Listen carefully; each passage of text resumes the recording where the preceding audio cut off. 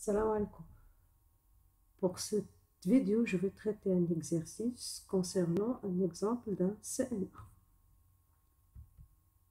soit le montage suivant. Donc, pour le montage, j'ai deux blocs. Le bloc qui contient le CNA et un deuxième bloc qui contient un amplificateur. Le CNA est utilisé d'un convertisseur numérique analogique, c'est-à-dire il va convertir un nombre numérique, pour l'exemple ici, un nombre numérique n de 6 bits, pour obtenir une tension analogique UCNA. Le type de montage qu'on va utiliser ici est le R2R, dont l'expression est la suivante. V référence divisé sur 2 à la puissance 6 multiplié par A0 plus 2 à 1 plus 4 à 2 plus 8 à 3 plus 16 à 4 plus 32 à 5 avec V référence égale à 5 volts. Bon, les entrées ici, les entrées numériques ici peuvent provenir d'une partie commande d'un microcontrôleur, de l'automate programmable par exemple, une carte électronique. L'essentiel c'est que les entrées ici ne peuvent prendre que deux valeurs, soit le 0, soit le 1 logique.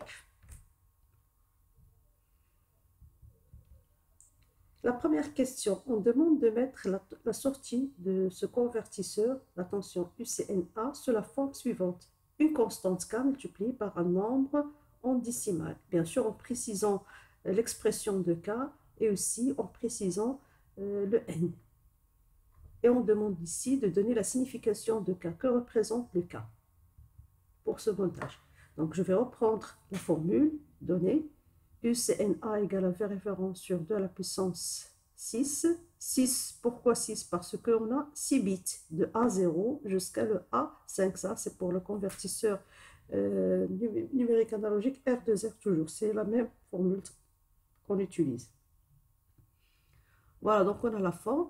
Qu'est-ce que je dois remarquer? Je dois remarquer que ici, on a des puissances de 2. D'accord?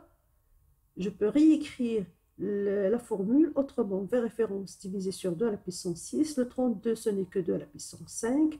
Le 16, 2 à la puissance 4. Le 8, 2 à la puissance 3. Le 4, 2 à la puissance 2.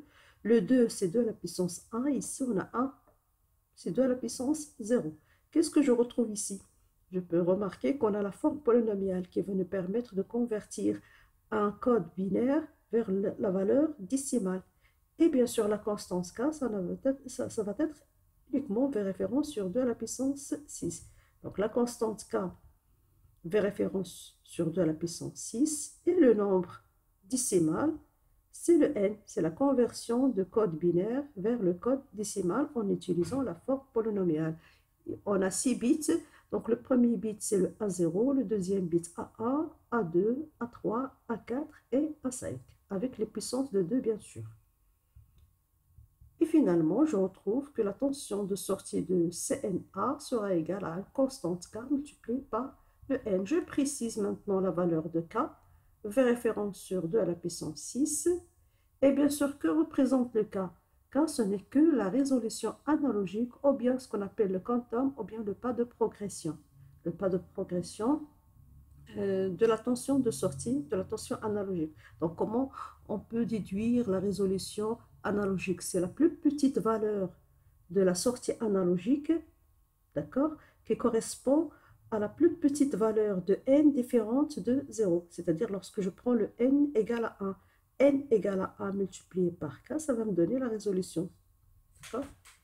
Donc, la résolution k, qui est égale à v référence sur 2 à la puissance 6, et le n, le nombre en décimale. Pas d'indice, ça veut dire que le nombre est en décimale. Si on a des systèmes de numération différents, donc lorsqu'on ne représente pas l'indice, ça veut dire que le nombre est en décimale. Donc le nombre ici, c'est le nombre n en décimale. C'est l'équivalent numérique de code binaire. Question 2. Calculez cette fois la constante K ou bien la résolution analogique en millivolts. Bien sûr, elle doit être précise, toujours en calcul. Les plus petites, elle est très faible, donc il faut la calculer avec une grande précision. Donc on va la calculer en millivolts. Et aussi, on va calculer la tension UCNA pleine échelle en volts, c'est-à-dire la valeur maximale permise par ce convertisseur. K égale à V référence sur 2 à la puissance 6, il suffit que je remplace V référence par sa valeur de la puissance 6, je calcule, je retrouve la valeur en volts et bien sûr on va réécrire la valeur en millivolts. 1, 2, 3 chiffres après virgule, donc je retrouve 78,125 millivolts, milli 10 à la puissance moins 3. Pour la pleine échelle, c'est la tension UCNA max. Donc ce NA max sera égal à K multiplié par le N max. À quoi est égal le N max? Le N max, c'est lorsque tous les bits ici, le A0, A1, A2, A3, A4, A5 vont prendre la valeur 1. On calcule la valeur maximale. Ou bien, je peux calculer en utilisant le nombre de bits. Puisqu'on a ici 6 bits de A0 jusqu'à le A5, 6 bits de la puissance 6, et je retranche le 1 moins 1. Le 1, c'est pour le 0. On retrouve 63. Je calcule maintenant la pleine échelle, qui sera égale à 63 multiplié par la constante K, et on retrouve 4,921 volts. C'est à peu près égal à la valeur V référence. Je passe maintenant au deuxième bloc, ici, le deuxième bloc, donc je reprends le schéma, le deuxième bloc qui contient l'amplificateur opérationnel. Quel est le mode de fonctionnement de l'amplificateur opérationnel avec la justification? Question traditionnelle. Donc ici, je remarque qu'on a une réaction négative à travers R2. L'EAP va fonctionner en mode linéaire, d'accord? Voilà, c'est le mode linéaire car il y a une contre-réaction. Une contre-réaction, bien la réaction négative. Deuxième question, quelle est la fonction qui sera réalisée autour de l'amplificateur opérationnel? Puisqu'on travaille en mode linéaire, ça va être un amplificateur, d'accord? Quel type d'amplificateur? J'essaie de voir l'entrée. On a une seule entrée de tension appliquée à la borne plus. Donc, ça va être un amplificateur de tension non inverseur. Sachant maintenant que la résistance R1 égale à la résistance R2, on vous demande de montrer que la tension de sortie US sera égale à 2 fois la tension d'entrée. Bien sûr, puisqu'on travaille en mode linéaire, on suppose qu'on travaille avec un amplificateur idéal, E plus égale à E moins. Je cherche à quoi est égal le E plus d'après le montage, ce n'est que la tension UCNA, la tension d'entrée. Pour la tension E moins, ici, je remarque le E moins se trouve aux bornes de la résistance R1, donc dans cette maille, je peux appliquer le diviseur de tension, puisque le courant d'entrée ici, c'est égal à 0, on travaille avec un amplificateur idéal. Donc en utilisant le diviseur de tension, je retrouve US R1 divisé sur la somme des deux résistances. Les deux résistances sont de même valeur, donc je peux simplifier, et je retrouve US sur 2. Avec ces trois relations, je peux déduire maintenant à quoi est égal le US. Donc, on réalise l'égalité. US sur 2 égale à UCNA. Et bien sûr, le US sera égal 2 fois UCNA. Application numérique maintenant, on demande de compléter le tableau suivant. On vous donne par exemple ici le code binaire et on cherche la valeur décimale, le nombre en décimale, le nombre n en décimale et aussi l'image, la tension de sortie de ce nombre. On vous donne ici la valeur décimale et on vous demande de chercher le code binaire et aussi l'image en volts. Ici, on vous donne la sortie en volts et on vous demande le nombre binaire, le nombre numérique correspondant et aussi le code binaire. Bien sûr, pour compléter le tableau, je dois utiliser les formules précédentes. Donc, la formule qu'on va utiliser déjà, le UCNA qu'on a trouvé est égal à K multiplié par N que je vais remplacer dans cette formule. D'accord? Et je retrouve finalement US, la sortie sera égale à 2 fois UCNA égale à 2 fois KN.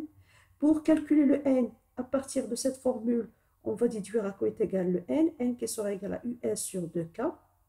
Et pour calculer le code, la valeur numérique décimale N en décimale ici, on va utiliser la forme polynomiale A0 2 à la puissance 0 plus 2 à la puissance 1 à 1 plus 2 à la puissance 2 à 2 plus 2 à la puissance 3 à 3 plus 2 à la puissance 4 à 4 plus 2 à la puissance 5 à 5 pour convertir le code binaire vers la valeur décimale. Maintenant, pour retrouver le code binaire. Le code binaire, c'est-à-dire les bits de A0 jusqu'à le A5. Il suffit de prendre la valeur décimale et de réaliser des divisions successives par 2. On conserve les restes et finalement, on retrouve le code binaire. Mais bien sûr, je dois retrouver le code binaire sur 6 bits. Si les restes sont inférieurs à 6, je complète par des zéros non significatifs. Ou bien, je peux utiliser la forme polynomiale aussi. La valeur que je désire, je prends le code ou bien la valeur décimale et j'essaie de la décomposer. La valeur qu'on va utiliser, on va la multiplier par A. La valeur qu'on ne va pas utiliser, on va la multiplier par 0. Et comme ça, je peux reconstituer le code binaire. Vous avez les deux méthodes. C'est à vous de choisir la méthode qui vous convient. Donc, je vais essayer maintenant de revoir mon tableau. J'ai le code binaire. Je vais essayer d'utiliser la forme polynomiale pour le convertir en code, en nombre numérique. D'accord? Et je retrouve la valeur 57. C'est-à-dire, le bit qui contient 1, on va utiliser 2 à la puissance, par exemple, 2 à la puissance 0, plus 2 à la puissance 5, plus 2 à la puissance 4, plus 2 à la puissance 3. Les autres bits à 0 à éliminer. Et je retrouve la valeur.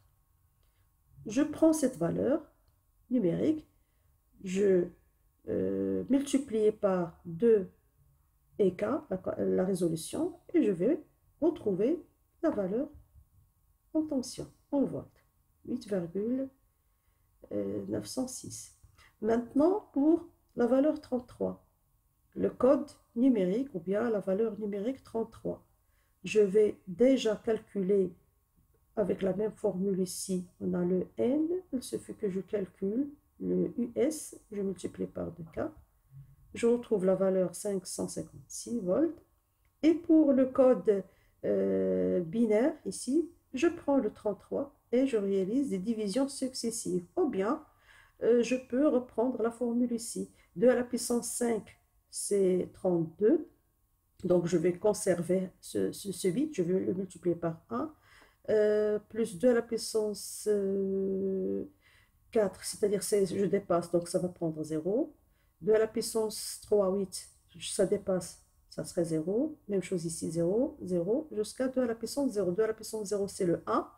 Plus 2 à la puissance 5, ça fait 32. Ça me donne 33. Donc, ou bien vous réalisez les divisions successives par 2. Je retrouve la valeur 1, 0, 0, 0, 0, 1. Maintenant, pour la valeur de sortie, on a une valeur analogique et on vous demande le code binaire et aussi la valeur décimale. L'image. Donc, je vais reprendre la formule ici. D'accord? Pour retrouver le n en décimale, il suffit de prendre le US et je divise par 2K. Je retrouve la valeur. Je vais prendre la plus proche valeur entière. D'accord? Donc, la plus proche valeur ici, c'était 29. Et bien sûr, je vais décomposer, je divise par les deux, les divisions successives, ou bien je peux utiliser la forme polynomiale et je retrouve finalement. Donc, on ne va pas utiliser par exemple ici 2 à la puissance 32, c'est supérieur à 29. 16, je vais utiliser la valeur 16. Je vais utiliser la valeur 8. 16 et 8, ça fait 24. Je vais utiliser le 4 aussi, 2 à la puissance 4, ça fait 28. On ne va pas utiliser le 2, mais on va utiliser le 1 pour retrouver la valeur 29. Donc, finalement, je retrouve le code suivant. 1, 0, 1, 1, 1 et 0. Voilà, donc c'était un exercice d'application d'un CNA qui convertit un code binaire, bien une valeur numérique, vers une tension analogique qu'on va envoyer vers la partie commande qui va permettre de réaliser des commandes analogiques. Bon, j'espère que c'était très simple. Je vais vous laisser toujours joindre le fichier PDF et je vous souhaite bonne chance.